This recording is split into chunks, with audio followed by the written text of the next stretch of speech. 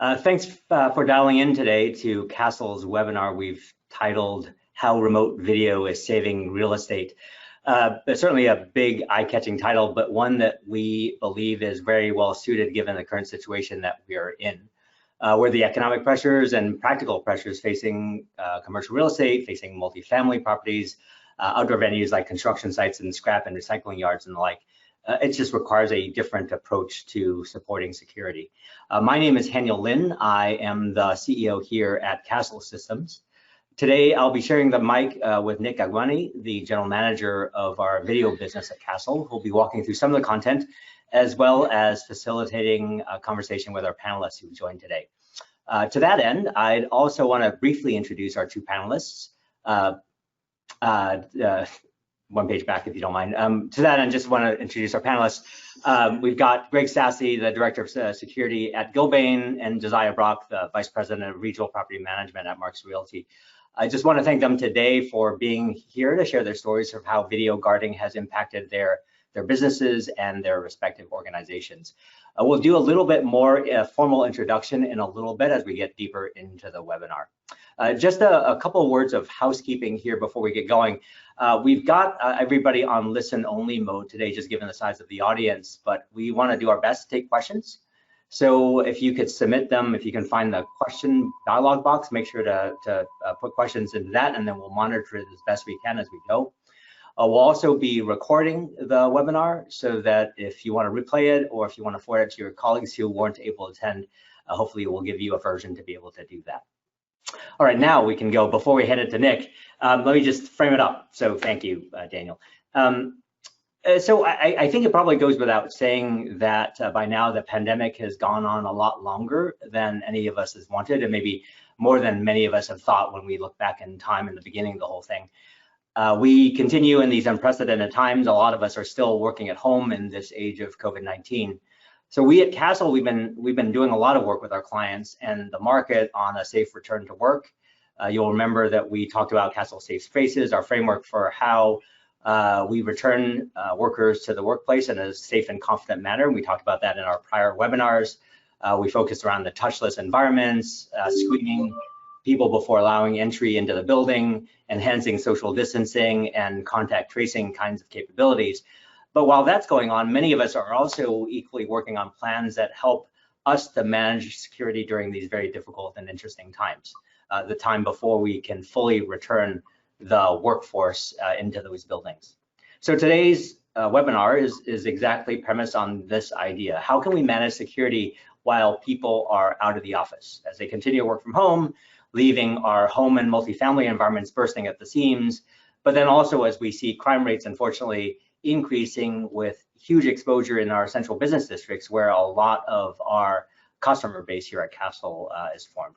So our webinar today looks to pick up three big points. First, we want to talk about the environment and what that's like, precipitated by COVID-19, that has driven the need for and real innovation around video services.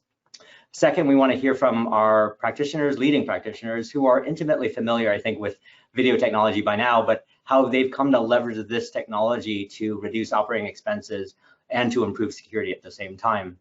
And then finally, we want to be able to start a dialogue with all of you, with our stakeholders in our communities, about how to identify further opportunities to more cost effectively manage their space or your space during these challenging times.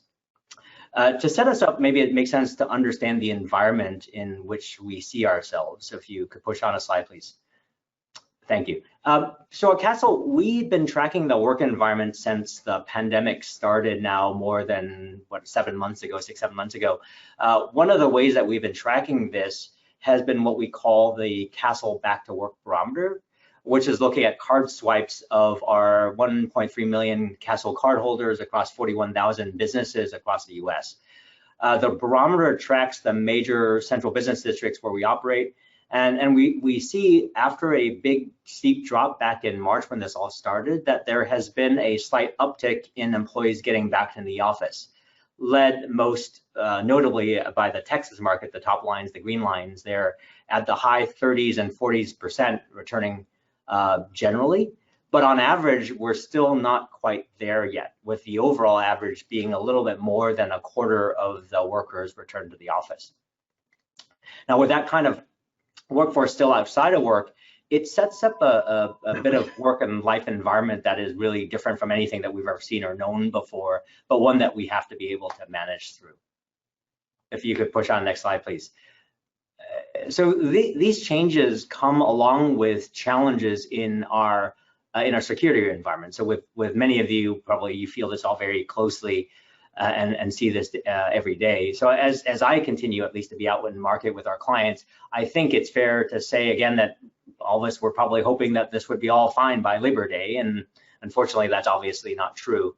And this kind of new alternative operating environment, this new normal, it's just going to be lasting a lot longer than any of us would have hoped or wanted or thought. And now, given what I feel like are the shifting goalposts of when people get back to work, January 2021 is the time. I've heard people say Q1, and some people even say into Q2. In the middle of all of that, the buildings and business districts are fundamentally empty or mostly empty. And so you saw the occupancy numbers in the commercial buildings sitting somewhere between 10 and 40%, depending on the city. Crime, unfortunately, just happens when nobody is there to watch it. And so we're seeing a lot of our streets filled with unrest now, and new risks that we see on the news far too frequently, even while the budgets for local law enforcement comes under increased scrutiny. So all of this, while rent shortfalls are increasingly causing market and margin pressure at the building and operating level, apartment complexes, condos, I was saying, was bursting at the seams, but operating at max capacity with everybody working from home, with kids who are home and school, just putting further demands on staff and time. And leaders are trying to manage their greatest assets, their people, customers, and facilities, oftentimes remotely, amidst increasing security concerns, and then really trying to do much more with oftentimes, unfortunately, much less. So the challenge for our clients and for security is high, and one that seemingly is a problem that presents for competing demands and trade-offs that really feel hard to break, right? So higher pressure for increased security as costs are rising, demands seem to be increasing without the benefits of having a physical presence there to watch it, demands higher expense, unfortunately at the worst time for our clients to be able to handle all of it all together. And as I said, you know, if it was probably tough out there, I could see, probably if I could see into your cameras and into your homes there, I think I probably would get a lot of head nods on that idea. If you flip one more page, please. So at Kastle, well, many of you probably know us for our cloud video platform called Kastle Video, where we install our cameras or appliances that can attach to your existing cameras for your security staff to use, or what we call on the left-hand side, we watch. And so we continue to invest into this platform, which allows you to watch cameras from the cloud or from remotely wherever you are. So you don't have to be on site to have the benefits of being able to track when there's an event or if you need to perform some forensics when things go wrong. But based off of today's highly unique, again, operating environment, where we've been innovating to meet our customers' needs is really on the right-hand side, Kastle Remote Guarding, and sort of solutions providing scale and efficiency while also increasing security. And here we call that WeWatch. So WeWatch is where you can outsource your event monitoring 24/7 to experts in a video security operations center that allows you to have enhanced security, but also be more flexible in the way that you deploy resources when and where you might need it. So obviously this is branded Kastle here, but for today, my hope is that we're able to put a spotlight on a broad set of capabilities, almost agnostic of whatever the Kastle capabilities are or aren't. These are what's available to you, so you can be smarter about these kinds of services that exist out there and what they might be able to do for you, and how you might be able to leverage the latest technology to get after some of your security and your business objectives. So with that, I'll hand it over to Nick and our two panelists to talk about why remote video guarding is so relevant right now in this environment and how they have found it to be an important tool in their toolkit during these times. So Nick, if I can hand it over to you. Thanks, Haniel. So yeah, most of you are probably, or many of you are utilizing guards today, or possibly considering adding physical guards as the environment has changed and most folks are remote. These properties are not seeing the amount of traffic they used to. And I think what we wanted to maybe convey here and as a takeaway is there are alternatives to adding physical guards that are enabled because of not just changes in technology or benefits coming from that, and you can do that while saving money and hopefully getting a better service. For instance, video cameras today are affordable and are very high resolution compared to even 10 years ago or 20 years ago. That does give us the ability to do remote video patrols. A remote video patrol is exactly that. It's where an operator that would be remote in a command center, in an operations center, can review each camera and go through a checklist, right? Looking for specific things. Is there a water leak? Is there a door, propped open? What have you? These remote patrols to ensure consistency, because now you're following a checklist and they're done more frequently than a physical patrol, because you don't have to have the added time or effort to actually go from point A to point B. So given that we can do them more frequently and consistently, it can actually elevate awareness and responsiveness, because now you're getting to potential issues sooner or more frequently, right? Additionally, with artificial intelligence now in cameras that are coming out, these cameras become an alarm system, right? So not only are they a great mechanism to go watch something, it's a great mechanism to tell you when something of interest might be happening that might escalate into a security incident. And the same camera that you would watch, we can watch and monitor it for intrusions, for example, and take that perimeter outdoors. When I say the perimeter outdoors, it's not now just limited to doors. It can go out into common areas. It can go out into stairwells. It can go into loading docks, you name it, right? It doesn't have to be at that physical door. And then when and if that camera does trigger something, there are various protocols available. One of them could be a audio talk down, which is a deterrence factor, right? So you can have a conversation, say, hey, please, you're not allowed to congregate here or loiter here. That's oftentimes a deterrent, and we'll see some examples of that with the panelists here as well. So these are some of the examples that of technology and new services that could be availed of that are great alternatives to a physical guard while not costing as much. Let's look at a couple examples here. So Daniel, go ahead. So here's an example, more traditional sort of access control, your door alarms. And so let's take an example. Your facility has a perimeter door and the alarm gets triggered, right? It could be a potential burglar. It could be someone that is trying to get in and the credentials not working, so maybe they rattled the door and that caused an alarm. There could be multiple reasons for that, right? So today, when that alarm would come into a monitoring center, let's say Kastles monitoring center, we get a signal. We say, okay, that door has an intrusion alarm because someone tried to push it open. We do not actually have eyes on target typically that say, what caused it? What is the root cause? Well, with video verification and these remote guarding services, we now can associate a camera with that door. Now the operator is not just getting a signal that's blind, but getting a signal with that video clip that says, oh, wait a minute, look, it's the cleaning crew, right? And they may have left it open. And maybe when they call you, they say it's just a cleaning crew. Do you want us to escalate to law enforcement, right?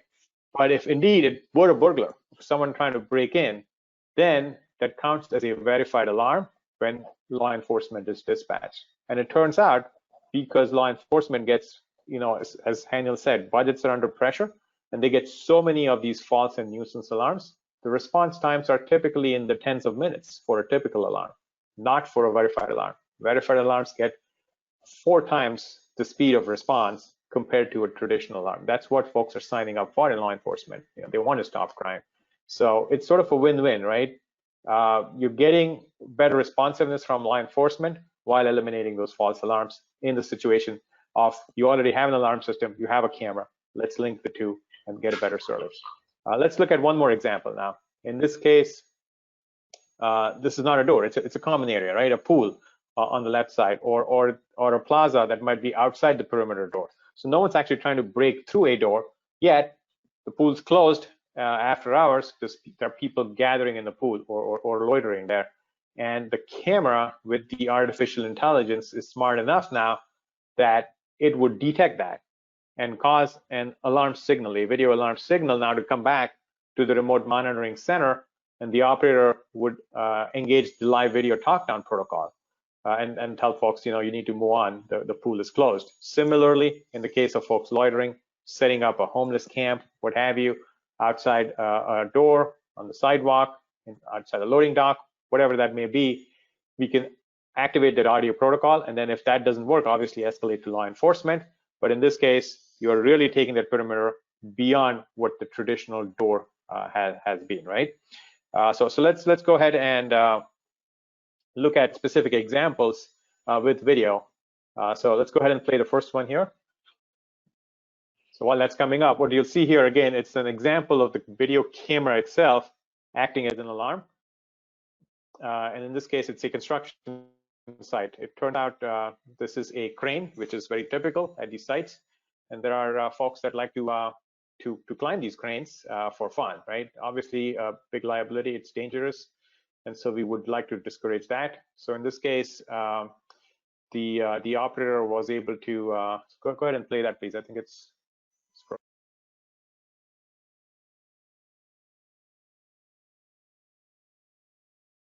all right. So in this case, you can see that the crane climbers were detected by the camera. You see the big red box, and the operator was able to activate the live audio talk down and actually scare them off. So that's fine. If they're not going to do any damage, it's a good deterrent. Let's go ahead and look at the next video.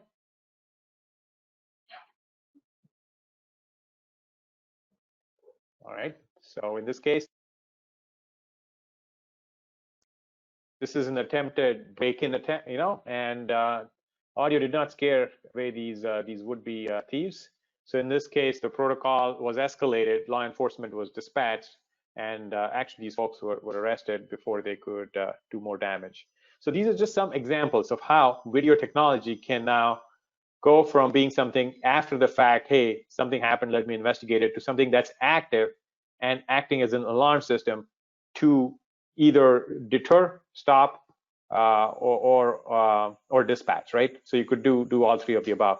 With that, let me go ahead and bring our panelists in. Greg Sassy. Greg's the head of security for Gilbane, as most of you might know. Gilbane is a global construction and facilities company, and Greg has the special position of actually leading security for that enterprise. And we have Josiah from Marks Realty. Josiah is based out of New York, and they manage properties in New York, Boston, DC, and the Atlanta market. Real glad to have you folks here. Let's maybe kick it off perhaps with you, Greg. So Greg, tell us a little bit about what you do, and is there something that appealed to you that made you consider remote video guarding instead of physical guarding for your facilities? Thank you, Nick.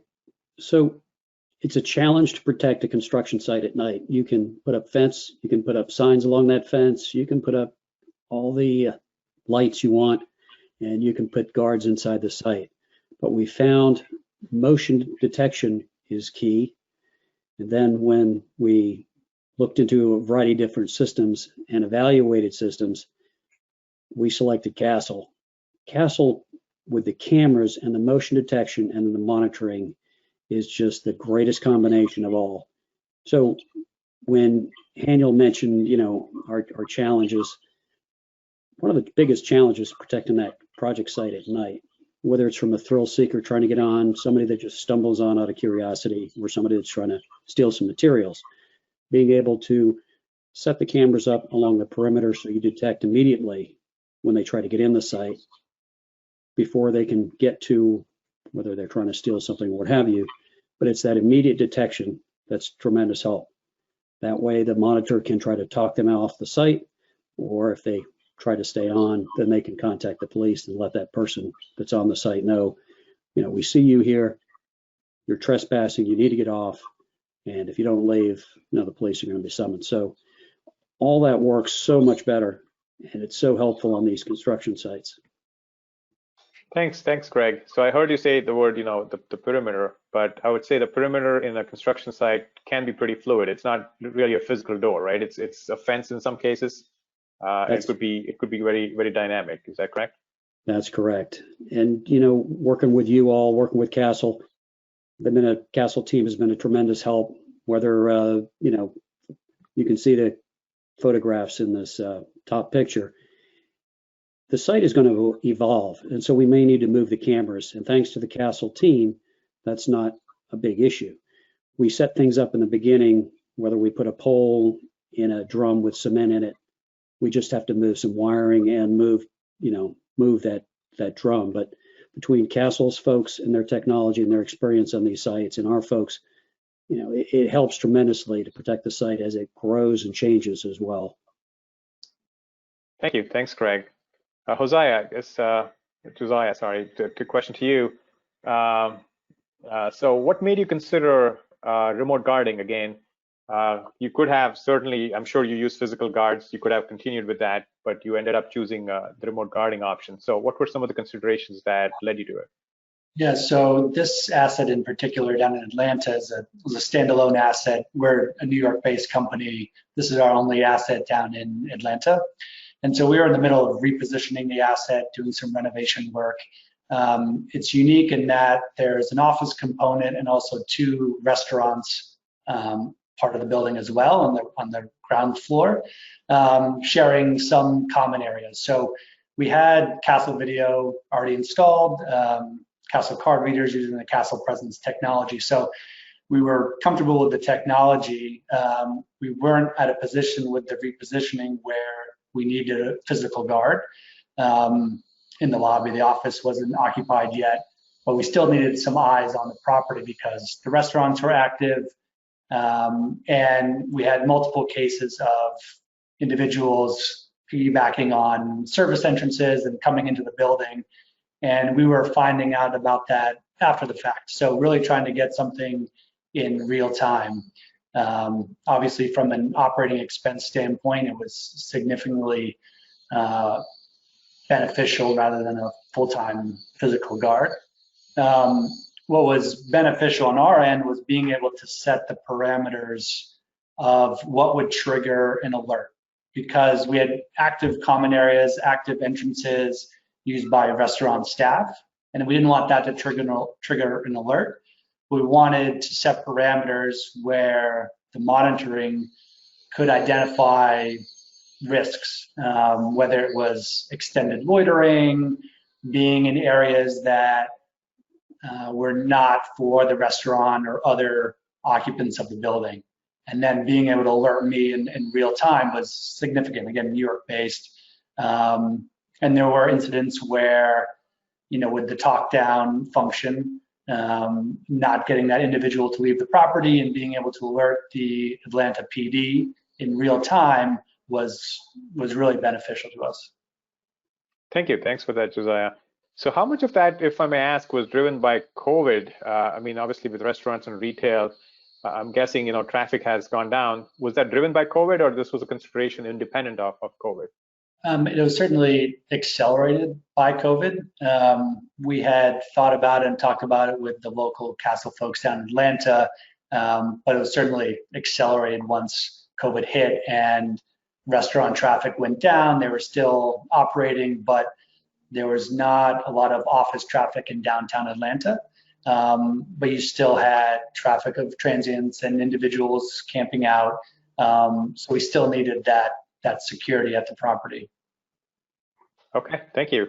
Back to you, Greg, maybe if I can ask you, so you did describe some of the benefits, right? But take us back to before you made the decision, right? Was the benefit clear? Was it clear what the benefit of the remote video guarding would be?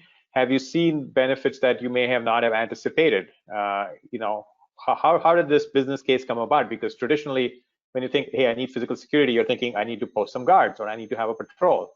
But here you are, you decided, hey, I'm going to go with a remote guarding option. So what was going on through your mind at that time? So we had a number of different challenges, whether it's somebody, anywhere from a high school age person just trying to get on the site, just the curiosity, to the thrill seekers that were trying to climb cranes. And when you think of the best way to do that, it goes back to the basic principles of security. It's you start at the perimeter, and it's the deterrence of the signs. But what happens? I mean, signs don't deter many people anymore. What happens when they climb the fence? So what do? Well, you can line the fence with sensors, but that's one part. With the cameras, with the technology of the cameras, with the fact that they're monitored, you not only know there's motion, there's a person, exactly, who that person is. You've got a description, you've got an image to pass on to the police. You can identify the intruder immediately and get the response from police.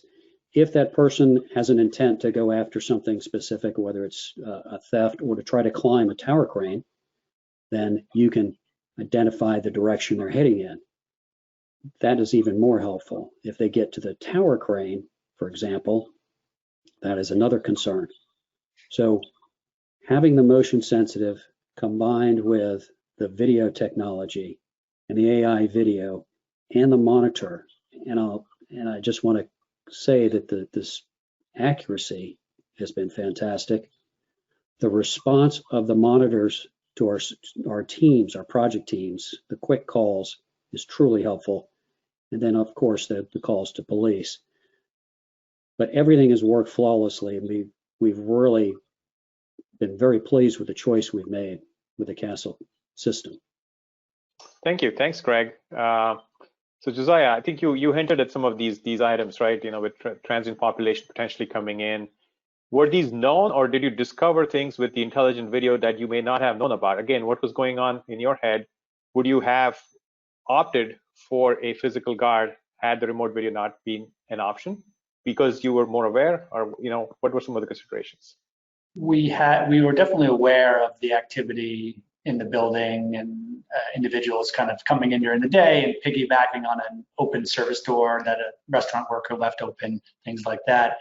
So we still, once the asset is fully repositioned, we still may need a lobby guard, but I think we would ultimately keep the remote monitoring in place after hours. Just again, it's a peace of mind, eyes, as we're based out of New York, just to have that presence down there. And again, the responsiveness has been integral for us, just knowing real time, working with the Kastle team to set those parameters so we can identify where are the risk areas, what we need to change. And again, those are adaptable parameters because there were unique situations where hey, that area wasn't covered before, somebody's hanging out in that area too long, let's set a new parameter, set a new alert for that, so that triggers an alarm. And again, that's helpful. It's going back similar to what Greg said. Things change, right? It's not this month may not be the same as next month, and the ability to go back and either move the cameras around in the case of construction, or in this case change certain parameters so that now you are able to go look at certain hotspots that may have emerged. That's extra flexibility that is helpful. That's what I'm hearing. Yeah, definitely. Yes. Thank you. Yeah, maybe Nick, I'll pick up some of the conversation here, and I'm getting some questions as well. But again, if I could invite the audience, if you have questions for any of our panelists or for Nick, please don't hesitate to shoot them out, and then let us know if you want to direct it to one of the people here, and I'll make sure to get that to them.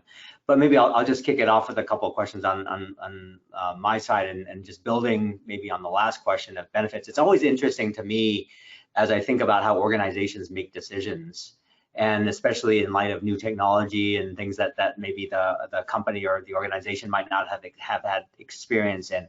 I'd be curious to both of you, was there something in the business case, and kind of think back to how you got to the decision originally. How did you convince people that this was the right thing to do? Was this a need that you were looking to fill? Did you already know that remote video guarding, which I think back, Greg, when you were doing some of this stuff with us early, it was probably evolving technology still at that time. But as you think about what was the business case, what prompted people to make the decisions, some of the guard considerations there, tell us a little bit about what happened and how it came about. And maybe Josiah, since I think you were just talking about guards and such, I'll turn to you first. Yeah, I mean, from a business standpoint, it wasn't a challenging decision, really based on the relationship that we already have with Kastles up in New York. Again, we have Kastle presence, Kastle video set up at our core office assets here. So everybody was comfortable with the technology. So it really wasn't testing out a new technology or a new firm. We understood we'd get the feedback.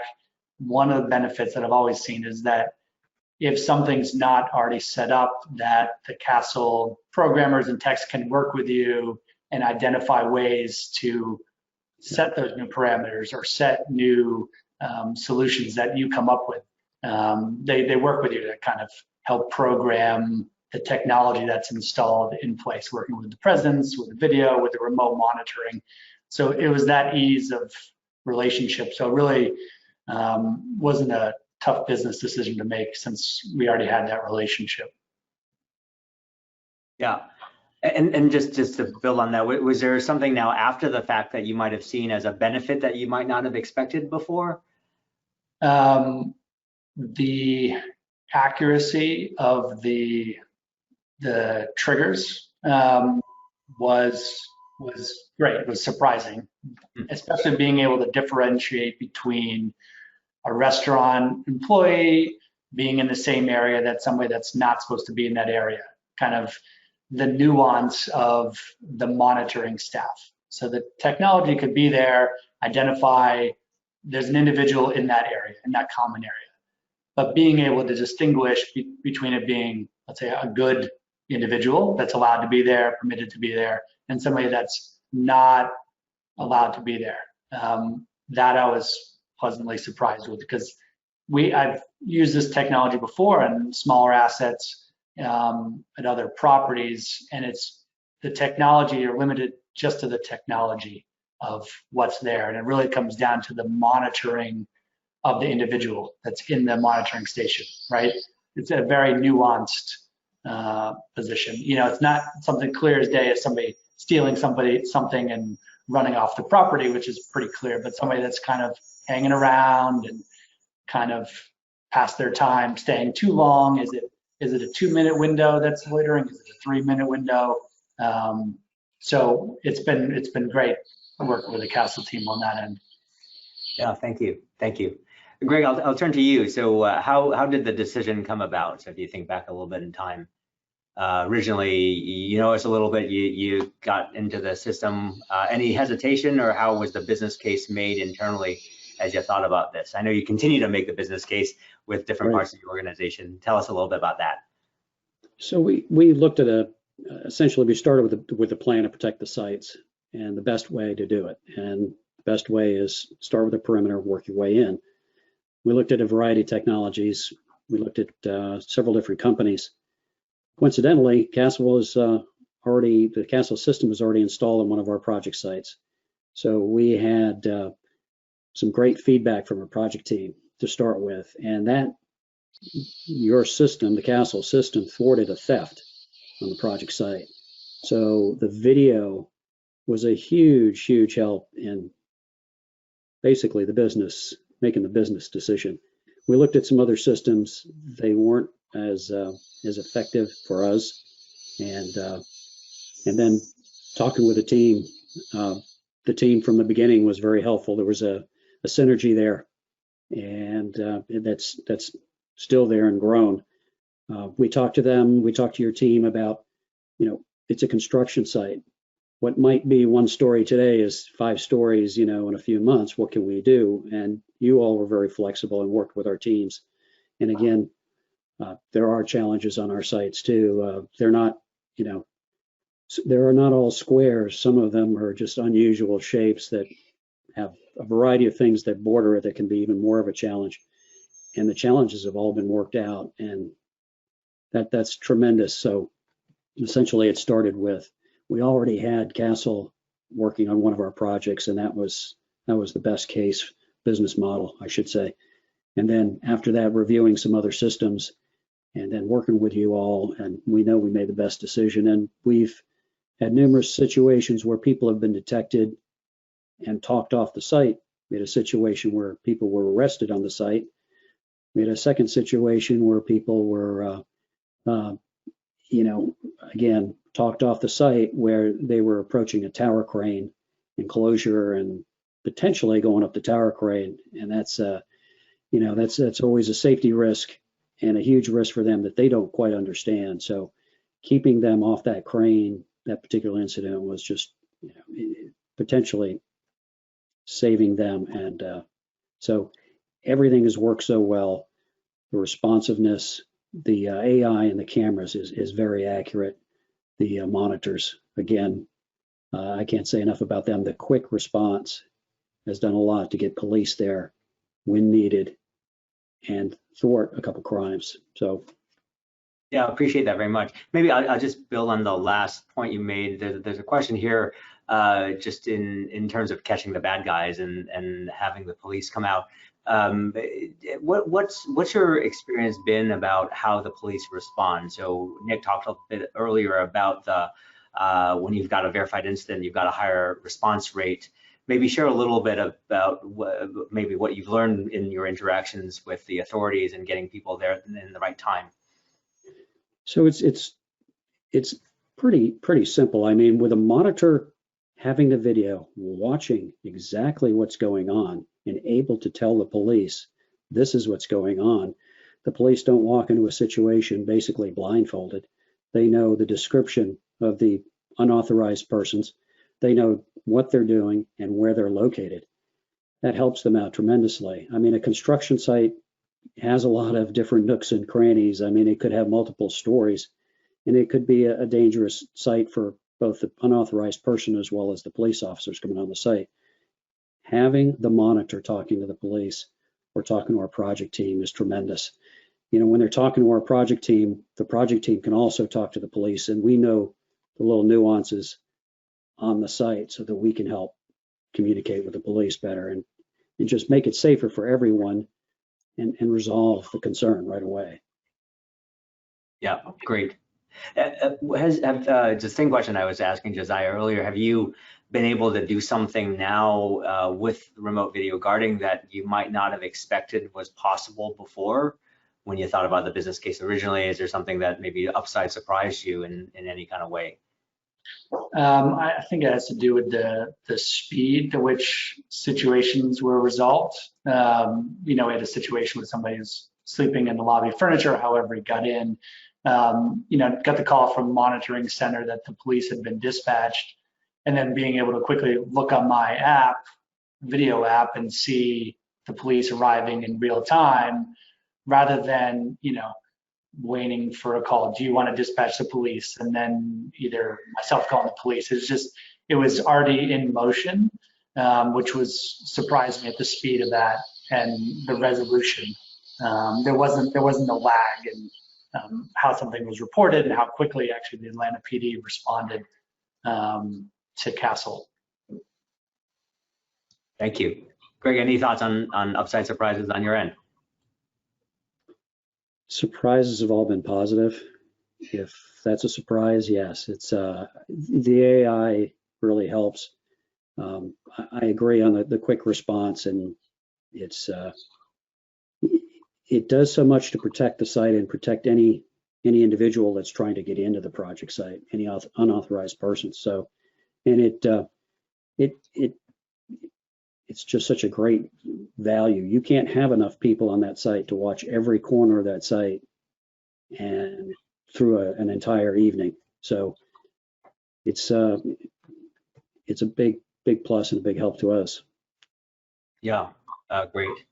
I know there are folks out there who are interested in always hearing about what's going on in your companies with respect to the COVID environment, and whether that's changed your approach to business or changed your approach to security in any way.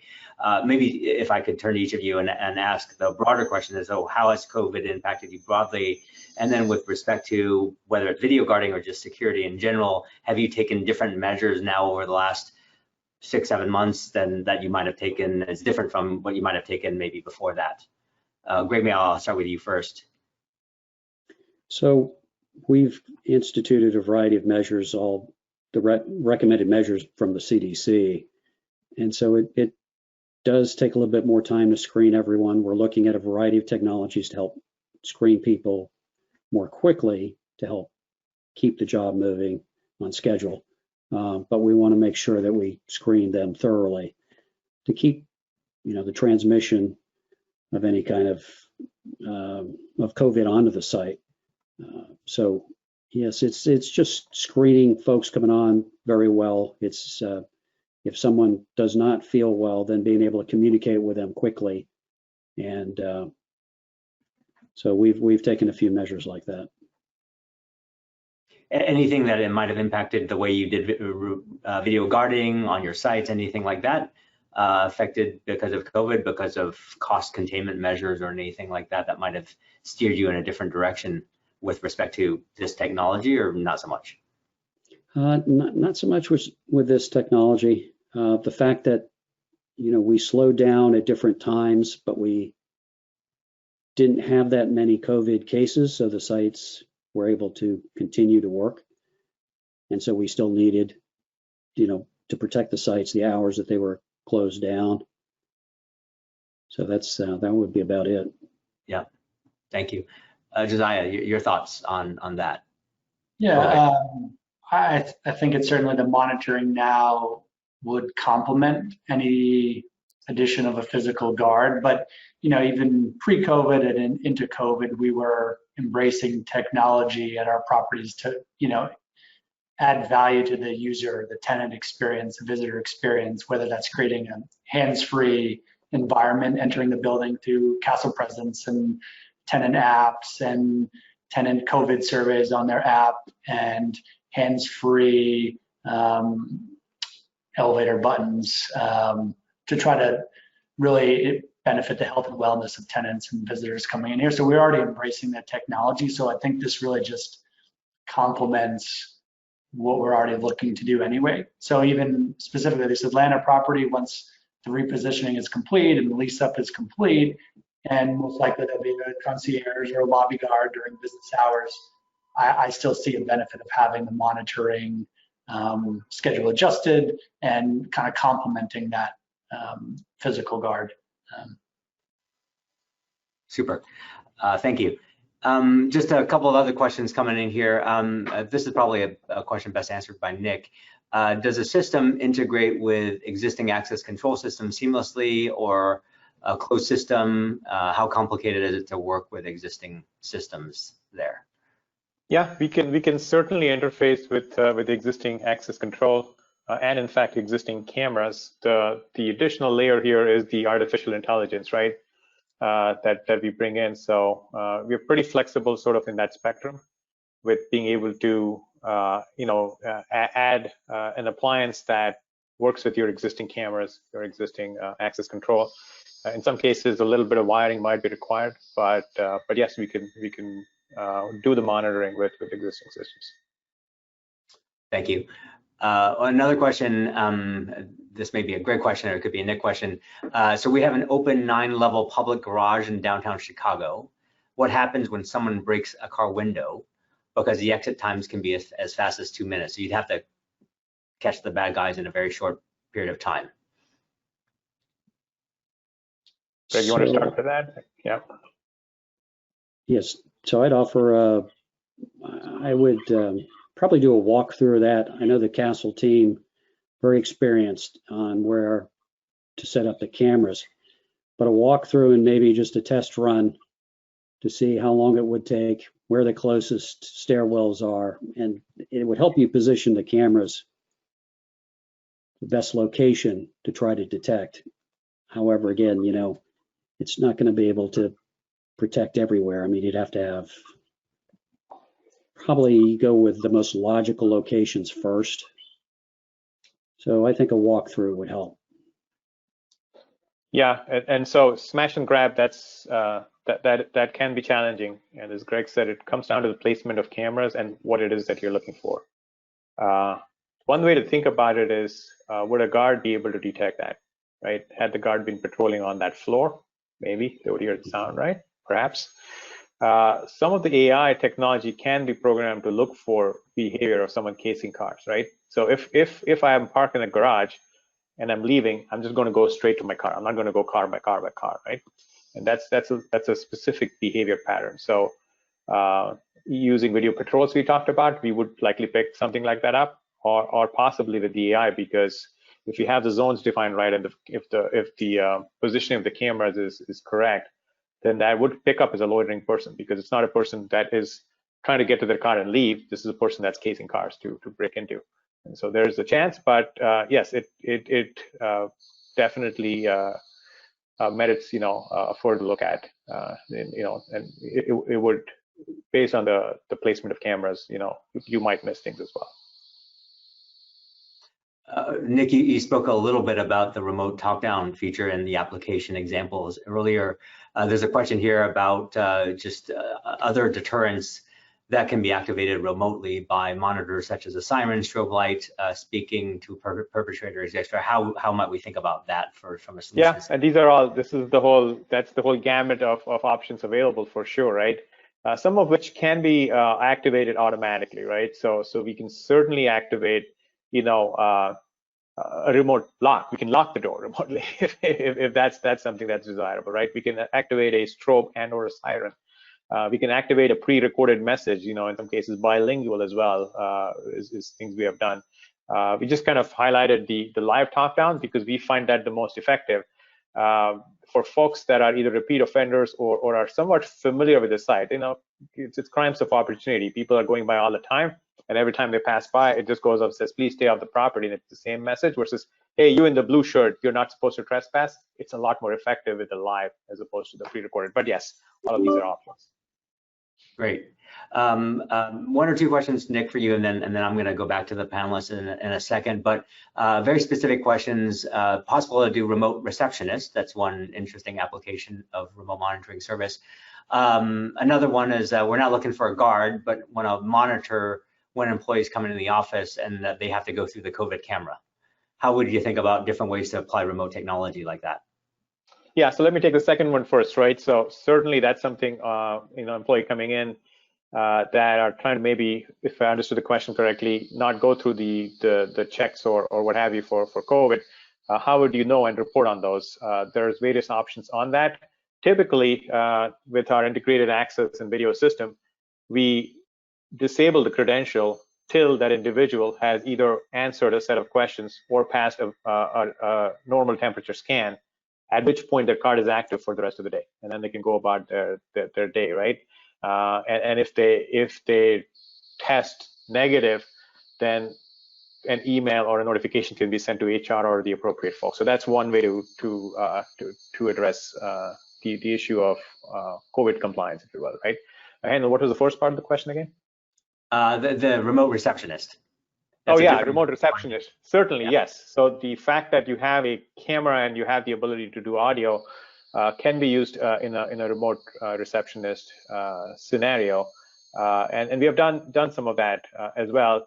In many cases, we are able to then tie it back into, so if it's a multi-family, directly back into the residence, so they can be responding, or with a patrol that's there. So again, that's something that can benefit from remote guarding, but many of our customers have opted to opt for something a little less involved, if I can say that. There's a quick follow-on question to that, which is, we answered it earlier, but are we able to monitor existing cameras, or do we have to use Kastle cameras on that?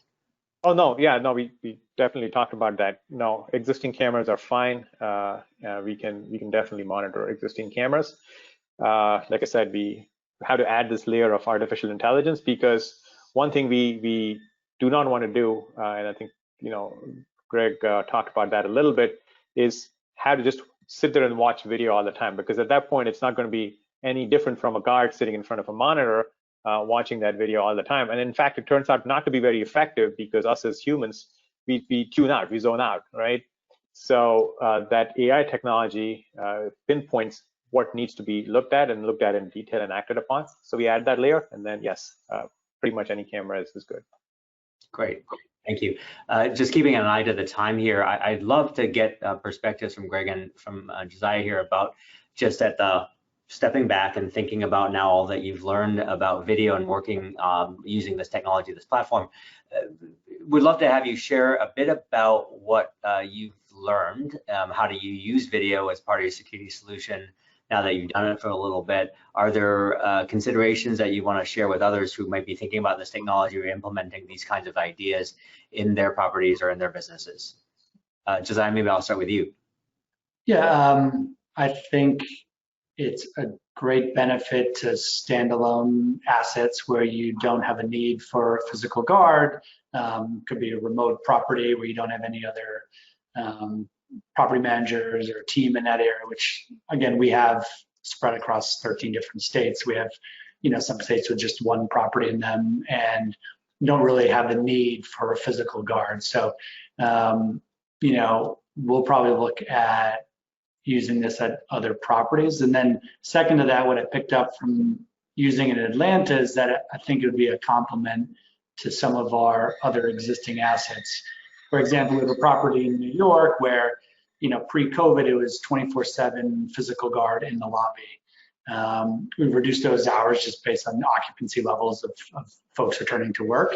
And we may permanently reduce some of those shifts and replace it with a video monitoring just because it worked well. It's worked really well. And the cost benefit to having a guard stand in a lobby for an 8-hour shift on a midnight shift and 3 tenants come in during that time is not a strong benefit to keep incurring that expense, where you could have the same coverage, even better coverage in some instances, with the remote monitoring after hours. So that's what I've definitely picked up. It could complement a lot of the existing security. Thank you. Greg, how about you? Lessons learned. I would add the IR lighting. The capability of the cameras is extended by that IR lighting, and the cameras are already very high quality, high definition. So to detect someone further away is a huge advantage. Inside the site, when the cameras are on, you're also picking up a variety of things. You're gathering a variety of other bits of information, whether it might be a theft or it might be a safety concern or maybe materials that need to be moved, what have you. And there's just so many different benefits of having the cameras on site. And then I mentioned earlier, to have that many eyes on a site at any one time that are going to maintain that specific of a view, as Nick mentioned. The cameras do it. They highlight the concern, and then the monitors can step in and take the action they need to instead of the monitors watching all the different cameras for all sorts of different activity.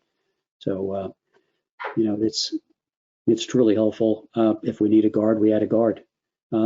During the day, we do some things a little different on different locations, and some locations require a guard during the day. But the cameras are just fantastic. And then you've got evidence to pass the police if we're going to pursue any kind of legal action against someone that maybe stole something from the site. Then we've got the video evidence. It so far hasn't made it to that because the cameras have thwarted a couple thefts, as a matter of fact, on our site. So it's prevented it. Thank you. Just to keep an eye on the time here, maybe I'll hand it to Nick with some closing comments, but I'll use this as an opportunity for you maybe also to share some of your lessons learned as you've worked with lots of different clients, lots of different applications. What might you reflect back out to the audience just to share as they're thinking about this technology? Sure. So yeah, I think we covered many of those. It's the flexibility that the cameras offer, and I think Greg went in that direction a little bit. It goes beyond security. There's operational benefits. Think of it as having a smart pair of eyes where you want them. And we have had folks use the cameras to, for example, in the Northeast, monitor snow removal, right? When did the crew show up and they leave? Is that cleared? And be able to open their facilities sooner than they otherwise might have, or save on expenses because maybe they got overbilled for it. Safety concerns, right? Slip and fall type scenarios, scenarios that could potentially create a hazard or a hazardous condition. There's a wide variety of things that now expand the realm of what cameras get used for well beyond security, and we have seen a bunch of those for sure. Yeah, let's go ahead maybe and try and wrap this up. Haniel, if I can maybe quickly have you pop up the slide. I know there was some talk about, how does this cost, and how does it stack with regard to with respect to what a physical guard might cost. And again, as Josiah said, it's a hybrid. It's a complement, right? For the smaller, more remote properties, the remote guarding might be the only way you go. In many places, you might have an overnight guard. You keep the daytime guard, but the overnight could be done, with remote guarding. But here's just one example. If you have an 8-hour guard shift, right? So your current cost for that guard annualized, fully loaded, would run about, $58,000. It depends on the geography and whatnot, but roughly in that ballpark. The equivalent Kastle video guarding, right, would be $16,000, and that includes not just the event-based monitoring, but also a bunch of remote patrols, which would be more often and more frequent than the guard physically would be able to patrol and cover the same amount of area. So fairly significant cost savings there, and hopefully a more capable or more enhanced service that can be offered as a result. Let's go to the next one, please.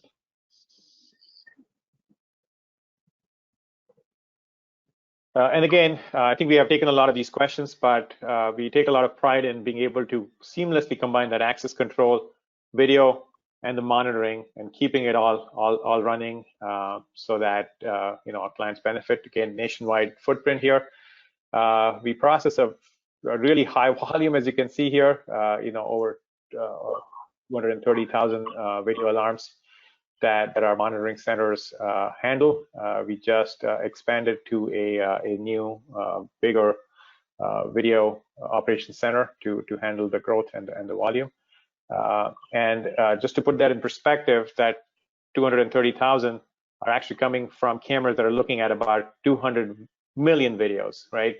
And saying, okay, that's something I don't need to worry about. That's something I don't need to worry about, and pinpointing down to the ones we actually had to look at.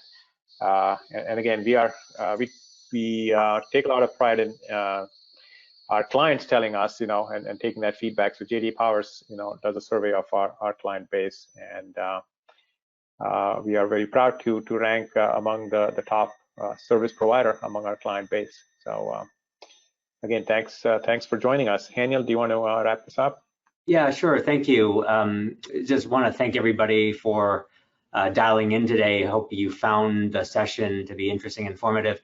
As I said in the very beginning, our hope in this is to just start a dialogue among our community about how we can continue to work towards a safer, a smarter, a more convenient future through this particular technology.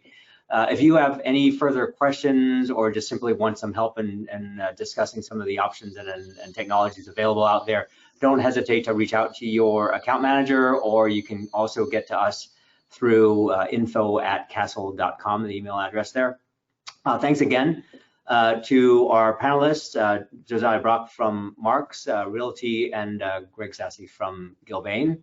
I think everybody shares my appreciation for what we were able to learn today from you and your application, and how you thought about the technology in your business and your organization. So thanks again to everybody out there, and please, everyone, stay safe, and please do take care.